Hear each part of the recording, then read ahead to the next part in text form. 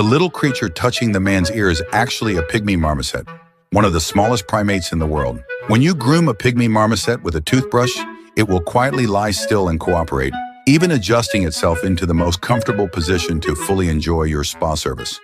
With a body length of only a few centimeters, its tiny size allows it to sit easily in the palm of your hand. Interestingly, because pygmy marmosets are so small and adorable, many people abroad like to keep them as pets. They are incredibly gentle and become very affectionate in captivity.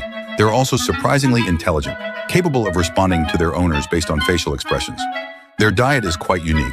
Pygmy marmosets love tree sap and gum. They use their specialized incisors to gnaw tiny holes in the bark of specific trees, then lick up the sap that flows out. They also eat fruits, insects, and nectar. Newborn pygmy marmosets are extremely tiny, so small that they even resemble baby mice. They practice cooperative parenting. Both parents help raise the young, taking turns caring